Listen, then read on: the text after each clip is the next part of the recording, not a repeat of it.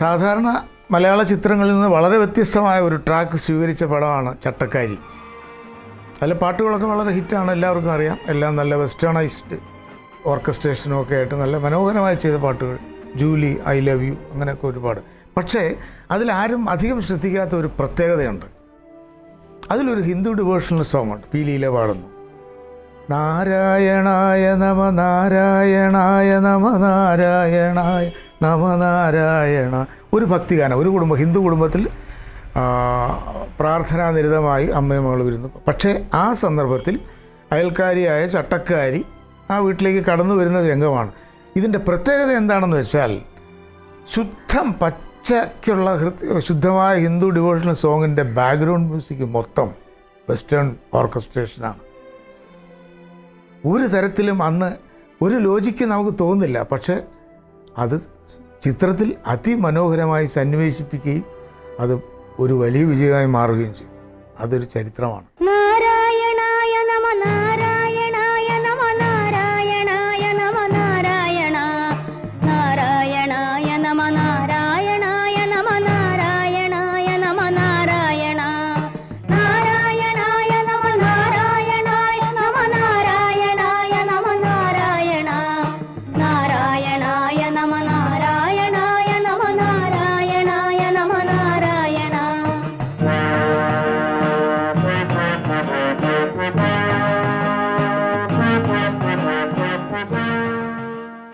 മന്ദസമീരനിൽ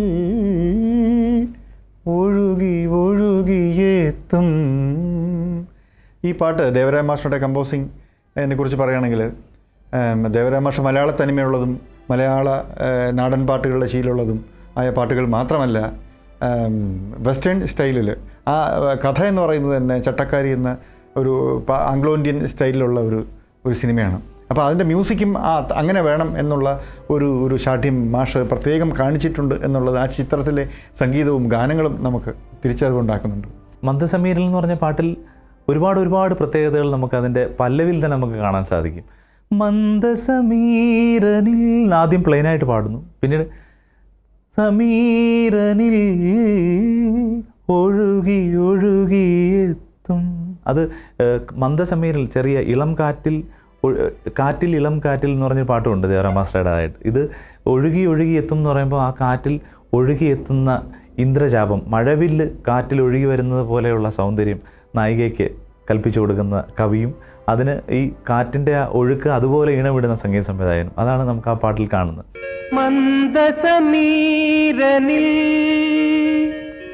ഒഴുകി ഒഴുകിയെത്തും ഇന്ദ്രചാപം നീ, മന്ദസ്മിതങ്ങൾ മാടി വിളിക്കും ഇന്ദുഗോപം നീ. മന്ദസമീരനിൽ ഒഴുകി ഒഴുകിയെത്തും ഇന്ദ്രചാപം നീ, മന്ദസ്മിതങ്ങൾ മാടി വിളിക്കും ഇന്ദുഗോപം നീ.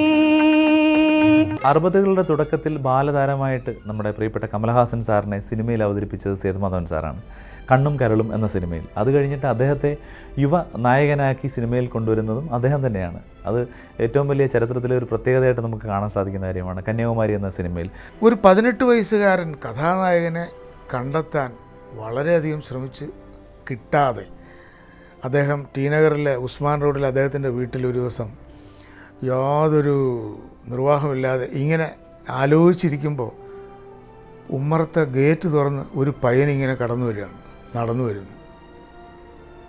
ആ പയ്യനെ കണ്ടിട്ട് സേതുമാധവൻ സാർ, അതാ വരുന്നു എൻ്റെ കഥാനായകൻ, ഇതേത് പയ്യൻ, അദ്ദേഹത്തിന് മനസ്സിലായില്ല. പയ്യനോടി അടുത്ത്, സാർ ഞാൻ കമലഹാസൻ, പിന്നീടാണ് കണ്ണും കരളിലും അഭിനയിച്ച പയ്യനാണ്. അദ്ദേഹം ചോദിച്ചപ്പോൾ ഞാൻ തങ്കപ്പ മാസ്റ്ററുടെയാണ്. നല്ല ഭംഗിയായി മലയാളം സംസാരിക്കുന്നു. അദ്ദേഹത്തിൻ്റെ കൂടെ നൃത്തം അഭ്യസിക്കുകയാണ്, അദ്ദേഹത്തിൻ്റെ സഹായിയായി കൂടിയിരിക്കുകയാണ്. എന്തെങ്കിലും ചാൻസ് ഉണ്ടെങ്കിൽ എന്നെ ഓർക്കണേ സാർ. ഇദ്ദേഹം കിടക്കണോ കന്യാകുമാരി. അങ്ങനെ അദ്ദേഹം കന്യാകുമാരിയിൽ നായകനായി വരികയാണ്. റീത്ത ഭാദുരിയോടൊപ്പം കമലഹാസൻ സാർ അഭിനയിച്ച ഇതിലെ ചന്ദ്രപ്പളുങ്ക് മണിമാല എന്ന് പറഞ്ഞ പാട്ട്, ആ പാട്ട് കേൾക്കുമ്പോൾ അതിൻ്റെ സംഗീതപരമായ പ്രത്യേകതകൾ നോക്കുകയാണെങ്കിൽ എനിക്ക് തോന്നുന്നു എം പി ശ്രീനിവാസൻ സാറിൻ്റെ ഏറ്റവും പോപ്പുലറായ പാട്ടുകളിലൊന്നാണിത്. അദ്ദേഹത്തിൻ്റെ പലപ്പോഴും പല പാട്ടുകളും വളരെ ഗഹനതയുള്ള പാട്ടുകളാണ്. അതുകൊണ്ട് തന്നെ എപ്പോഴും എല്ലാവരും പാടി നടക്കാൻ സാധ്യത കുറവാണ്. കാര്യം ടഫാണ് പാട്ടുകൾ പലതും. ഈ പാട്ട് പക്ഷേ ഏതൊരാളും കേട്ടാൽ രണ്ടുവരി മൂളിപ്പോകും എന്നുള്ള സംശയമില്ല. കാര്യം വളരെ പെട്ടെന്ന് നമ്മളെ അട്രാക്റ്റ് ചെയ്യുന്ന ഒരു ട്യൂണാണ്. ചന്ദ്രപ്പളുങ്ക് മണിമാല മണിമാല ശംഖുമാല ശംഖുമാല കന്യാകുമാരിയിലെ കല്ലുമാല. ചന്ദ്രപ്പളുങ്ക് മണിമാല, കന്യാകുമാരിയിലെ ശംഖുമാല എന്ന് പറഞ്ഞു കഴിയുമ്പോൾ ഒരു ഹമ്മിങ് ഉണ്ട്.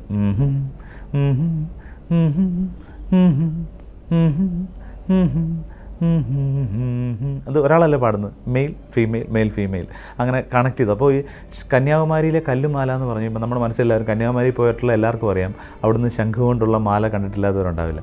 അപ്പോൾ അത് ആ മാല കൊരുക്കുന്നത് നമുക്ക് ഓർമ്മ വരും. അതുപോലെയാണ് ഹമ്മിങ്ങിൽ ഓരോ സ്വരങ്ങളും തമ്മിൽ അദ്ദേഹം കൊരുത്തിരിക്കുന്നത്. അപ്പോൾ ആ ഹമ്മിങ്ങിൽ തന്നെ നമുക്ക് ആ കന്യാകുമാരിയിലെ ശംഖുമാലയുടെ സൗന്ദര്യം നമുക്ക് കാണാം.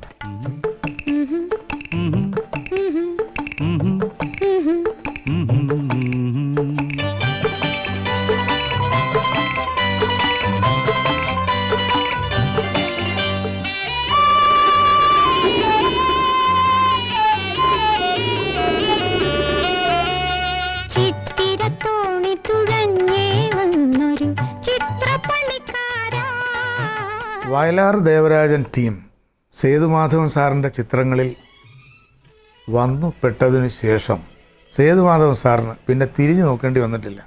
സംഗീതം എന്ന ആ ഡിപ്പാർട്ട്മെൻറ്റ് അങ്ങേയറ്റം സേഫായിരിക്കും എന്ന ഒരു ഉറച്ച വിശ്വാസം അദ്ദേഹത്തിന് കിട്ടി. അതുകൊണ്ട് തന്നെ ദേവരാജ മാസ്റ്ററും വയലാറും ഇരുന്ന് പാട്ടുകൾ ഒരുക്കുന്ന സ്ഥലത്തേക്ക് സേതുമാധവൻ സാർ പോകാറേ ഇല്ല. കാരണം എൻ്റെ ചിത്രങ്ങളിൽ സംഗീത വിഭാഗം കൈകാര്യം ചെയ്യാൻ ഏറ്റവും മികച്ച 2 വ്യക്തികളെ ഞാൻ ഏൽപ്പിച്ചിരിക്കുകയാണ്. അവിടെ എൻ്റെ ഇൻ്റർഫിയറൻസിൻ്റെ ആവശ്യമേ ഇല്ല. അവർ ഉണ്ടാക്കി വയ്ക്കുന്ന പാട്ട് അങ്ങേയറ്റമായിരിക്കും, ഏറ്റവും മികച്ചതായിരിക്കും എന്ന വിശ്വാസം. ഇതായിരുന്നു സേതുമാധവൻ സാറിനെ നയിച്ചിരുന്ന വികാരം. അത് വയലാറും ദേവരാജനും അങ്ങേയറ്റം അത് പൂർത്തിയാക്കി എന്നുള്ളതാണ് മറ്റൊരു വസ്തുത. അദ്ദേഹത്തിൻ്റെ ഹൃദയത്തിൽ സംഗീതത്തിനൊരു വലിയ സ്ഥാനമുണ്ടായിരുന്നു എന്നുള്ളത് അദ്ദേഹത്തിൻ്റെ ചിത്രങ്ങളിലെ പാട്ടുകൾ കേൾക്കുമ്പോൾ തന്നെ നമുക്ക് വ്യക്തമാകും, ബോധ്യമാകും.